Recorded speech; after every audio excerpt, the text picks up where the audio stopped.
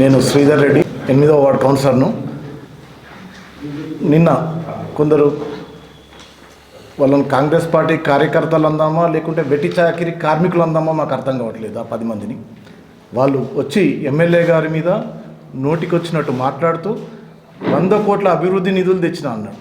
100 కోట్ల అభివృద్ధి నిధులు తెచ్చిన అన్నాడు. ముఖ్యంగా మొన్న ఏది అమృత్ స్కీము మేమే తీసుకొచ్చినాము, మేమే దానికి శంకుస్థాపన చేస్తున్నాను, వర్కులు స్టార్ట్ అయిన దానికి కొబ్బరికాయలు కొట్టిండు. అది యాక్చువల్ ఎప్పటి నుండి స్టార్ట్ అయింది అమృత్ స్కీమ్ అనేది నేను చెప్తానన్నా. కామారెడ్డిని పట్టణ ప్రజలకు ఇది ముఖ్యంగా మీరు అందరూ తెలుసుకోవాల్సిన విషయం అన్న. ఇది 2021 అక్టోబర్ 1 నాడు గవర్నమెంట్ ఆఫ్ ఇండియా అమృత్ 2 స్కీమ్ను స్టార్ట్ చేసిందన్న. ఇది 5 years ప్రోగ్రాము. దీనికి Atal mission for rejuvenation and urban transformation అని ఈ స్కీమ్ అటల్ అమృత్ అనే పేరు మీద. ఇది 4800 టౌన్స్కు వాటర్ సప్లై ప్లస్ 500 టౌన్స్కు సీవేజ్ అంటే ప్యూరిఫికేషన్ ఆఫ్ డ్రైనేజ్ వాటర్ ఈ ప్రోగ్రాము, ప్లస్ 500 సిటీస్కు గ్రీనరీకి అంటే చెరువులు కుంటలు ఉన్న దగ్గర గ్రీనరీని డెవలప్ చేయడానికి ఈ స్కీమ్ స్టార్ట్ చేసింది. అందులో భాగంగా మన తెలంగాణకు 2780 కోట్లు రూపాయలు అలొకేషన్ చేసింది సెంట్రల్ గవర్నమెంట్. ఈ స్కీమ్ మొత్తం కేంద్ర ప్రభుత్వ ఖర్చు 2,99,000 కోట్లు. 5 years ప్రోగ్రాంలో కేంద్ర ప్రభుత్వం కేటాయించిన నిధులు డైరెక్ట్గా పట్టణాలకు 2,99,000 కోట్ల రూపాయలు ఈ 5 సంవత్సరాల. ఇందులో 2,780 కోట్లు ఫస్ట్ ఫేజ్లో మన తెలంగాణకు వచ్చినాయి. ఇది ఎన్నడూ స్టార్ట్ అయింది స్కీమ్ అంటే ఫస్ట్ జీవో వచ్చేసి 12/11/2021 నాడు గవర్నమెంట్ ఆఫ్ ఇండియా ఇచ్చింది. తర్వాత స్టేట్ లెవెల్ స్క్రీనింగ్ కమిటీ వచ్చేసి 11/10/2023 నాడు స్టేట్ లెవెల్ స్క్రీనింగ్ కమిటీ ఈ వర్క్స్ మీద అప్రూవల్ కూర్చున్నది. 31/1/2021 రోజు సెంట్రల్ అపెక్స్ కౌన్సిల్ అప్రూవల్ చేసింది. మినిట్స్లో పెట్టి టెండర్ నోటిఫికేషన్కి పెట్టింది 6/3/2024, అప్రూవల్ అయింది 7/3/2024. అంటే అప్పటికి ప్రభుత్వం ఏర్పడి 3 నెలలే అయింది. ఏది కాంగ్రెస్ ప్రభుత్వమే. కానీ ఇదంతా నడిచింది గత టీఆర్ఎస్ ప్రభుత్వం ఉన్నప్పటి నుంచి ప్రపోజల్స్ పంపించారు. ఇందులో అయింది. దీంట్లో భాగంగా కామారెడ్డి పట్టణానికి గ్రీనరీ అంటే లింగాపూర్ చెరువుకు 314 కోట్లు వచ్చినాయి. అదే పెద్ద చెరువుకు 3,14,60,000 3,14,60,000 2 చెరువులకు development of greenery and bund development. దీంట్లో అమృత్ స్కీమ్ కింద మళ్ళీ వాటర్ ట్యాంకులకు 93 కోట్ల రూపాయలు వచ్చినాయి. 93 కోట్ల రూపాయలు ఓన్లీ ఇందులో 9 ట్యాంక్స్.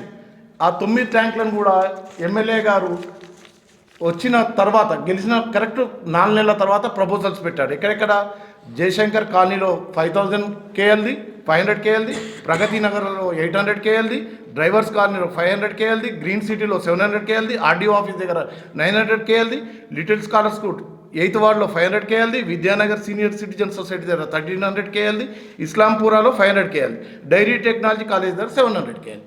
ఇది 100% అమృత్ స్కీమ్లో ఈ ఎవరైతే ప్రభుత్వ సలహాదారు నేను తెచ్చినా అన్న పదం వాడిండో ఇది పూర్తిగా అబద్ధము. ఇది అందరూ గమనించాలి.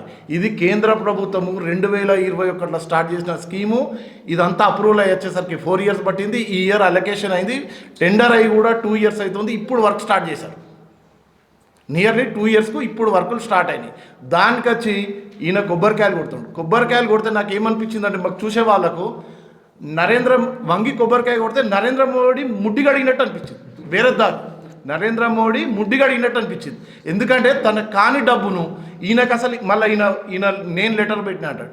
ఈయన లెటరు ఒక టిష్యూ పేపర్తో మూతి చూసుకునే టిష్యూ పేపర్ కాదు. ఈయన ఉన్న పదవి ఈయన రాసే లెటర్స్ మామూలు ముడ్డి తుడుచుకునే టిష్యూ పేపర్తో అంత వాల్యూ లేని టిష్యూ లెటర్స్. మరి లెటర్ పెట్టినా నేను 100 కోట్ల నిధులు తెచ్చిన అంటాడు. ఎక్కడి నుండి తెచ్చి ఆ 100 కోట్ల నిధులు అందరికి ప్రజలకు చెప్పొచ్చు కదా. మున్సిపల్ ఎలక్షన్స్లో ఎందుకు చెప్పలేవు? ఎక్కడి నుండి తెచ్చినా అని. వరదలు వచ్చి 10 కోట్ల ప్రపోజల్ పంపిస్తే రేవంత్ రెడ్డి గారు వచ్చి 2 కోట్ల రూపాయలు ఖర్చు పెట్టుకున్నాడు ఏది టూర్ ప్రోగ్రాంలో. కానీ కామారెడ్డి పట్టణానికి ఇచ్చింది 1 కోటి రూపాయలు. కామారెడ్డి పట్టణానికి ఇచ్చింది ₹1,00,00,000. ఇది మళ్ళా సిఆర్ఎఫ్లో రోడ్ డెవలప్మెంట్ దాంట్లో 34 కోట్లు మేము ఎమ్మెల్యే కాగానే బిక్నూర్ టు రాజంపేట 34 crores రమణన్న పెట్టిండు, ఎమ్మెల్యే గారు పెట్టిండు ఫస్ట్ ప్రపోజల్. తర్వాత మొన్న 15.5 crores పెట్టినాం. ఇది మా ద్వారా కేంద్ర ప్రభుత్వానికి పోయింది. ఇవి అన్న డెవలప్మెంట్ చేసినాయి, ఈ ఫండ్స్ పెట్టినాం మేము. ఇంకొకటి టుఫిడ్కోలో ఇది గోవర్ధన్ గారు ఎమ్మెల్యే ఉన్నప్పుడు పెట్టిన ఫండ్స్ అవి 15 వర్క్స్ అప్పుడు అప్రూవల్ ఇస్తే అప్పుడు టెండర్లో ఎలక్షన్స్ వచ్చి ప్రాబ్లం వచ్చి దాన్ని పక్కకు పెట్టేసి అది మళ్ళీ దాంట్లో మొన్న శాంక్షన్ అయింది. ఎప్పుడు 7/10/2023లో ఇది అప్రూవల్ అయ్యి టెండర్ అయ్యి ఇప్పుడు అన్ని చిన్న చిన్న ముక్కలు అవన్నీ డివిజన్ చేసుకుంటా చేస్తారు. యాక్చువల్ అవి పెద్దగా చేయాల్సిన పనులను ముక్కలుగా విడగొట్టి ఎక్కడ అవసరం ఉంటే అక్కడ చిన్నది 8th వాళ్ళు డ్రైనేజ్ కూలిపోయి ఇప్పటికి 2 years అవుతుంది. లాస్ట్ ఇయర్ అప్పుడైంది, మొన్న అయిపోయింది. దాన్ని చిన్న రిపేర్ చేయడానికి ఫండ్ ఇస్తలేరు, ఫండ్ పెట్టలేరు. కానీ చిన్న ముక్కల రోడ్లు ఇక్కడక్కడ డెవలప్మెంట్ చేస్తాను అనుకుంటా చేస్తాను. ఇంకొక విషయం నేను గత 4 సంవత్సరాలుగా బిక్నూర్ మండలం ఇన్ఛార్జిగా పనిచేసాను. ఇప్పుడు అక్కడి నుంచి అనుకున్న 2 ముఖ్య నాయకులు ఎమ్మెల్యే గారి మీద మాట్లాడారు. ఓకే, ఏం మాట్లాడారు? ఏం డెవలప్మెంట్ చేస్తలేవు నువ్వు, అన్పార్లమెంటరీ పదాలు వాడారు వాళ్ళు. ఇప్పుడున్న ఒక ముఖ్య నాయకుడు ఎవరు, గ్రంథాలయ సంస్థ చైర్మన్, అతను బల్లా గుద్దుకుంటే ఇట్లా మాట్లాడాడు. బల్లా గుద్దిన వాళ్ళందరూ మొన్న ఎలక్షన్లలో కొట్టుకపోయారు. లాస్ట్ టైం ఇట్లా బరాబర్ అన్నోళ్ళు ఇప్పుడు మీరు ఇట్లా ఉన్నోళ్ళు ఉన్నారు. మీరు కూడా ఖచ్చితంగా ప్రజాస్వామ్య వ్యవస్థలకి వెళ్ళి మీరు పక్కకు పెట్టాలి. ఎందుకంటే మీ దగ్గర ఎలాంటి క్వాలిటీస్ లేవు, మాట్లాడడానికి ఎలాంటి అది లేదు. వీళ్ళు ఏం మాట్లాడతారన్న, ఈయన జీవితం ఏంది, ఎంఎస్ఎన్కు ముందు ఎంఎస్ఎన్ తర్వాత. ఎవరైతే ఈయన మాట్లాడిండో ఈయన మీద మొన్న పోయిన సర్పంచ్ వేణుగారు, బిక్నూర్ సర్పంచ్, పెద్ద అలిగేషన్ చేస్తూ ప్రెస్ మీట్ పెట్టిండు. ఈయనకు బిక్నూర్లో ఇయ్యే ధైర్యం లేదు, దానిపైన బిక్నూర్లో ప్రెస్ మీట్ పెట్టే ధైర్యం లేదు. కానీ కామారెడ్డికి వచ్చిండు. ఈయన ఏమనుకుంటాడంటే నేను జిల్లా స్థాయి నాయకుడిని అయిపోయినా అనుకుంటాడు. కానీ ఈయన గ్రామానికి ఎక్కువ, మండలానికి తక్కువ నాయకుడు. ఒరిజినల్గా గ్రామానికి కొంచెం ఎక్కువ, మండలానికి తక్కువ అవి ఇక్కడ వచ్చి మీటింగ్ పెట్టి. మరి అక్కడ వేణు మాటలు ఎందుకు ఖండించలేవు నువ్వు? నీ బామార్ది కాంట్రాక్టర్ అని, ప్రజల రక్తం పీల్స్తున్నామని, కాంట్రాక్టర్ రూపంలో లేబర్ దగ్గర వసూలు చేస్తున్నామని ఇవన్నీ పెట్టిండి అలిగేషన్. నువ్వు ఎందుకు సమాధానం చెప్పలేవు? అక్కడ చెప్పాల్సింది పోయి ఇక్కడ వచ్చి నీకన్నా పెద్ద స్థాయి ఉన్న వ్యక్తి మీద నువ్వు అనవసరమైన అబండాలు ఎందుకు వేసినావు? ఈ గ్రామంలో ఎవరన్నా చనిపోయిన 5,000 ఇస్తాడు. ఎంఎస్ఎన్కి వెళ్ళి అంటే ప్రజల నుంచి నేను విన్నది 20,000 వస్తాయి, 5,000 ఇస్తాడు. 20,000 వస్తాయి, 5,000 ఇస్తాడు.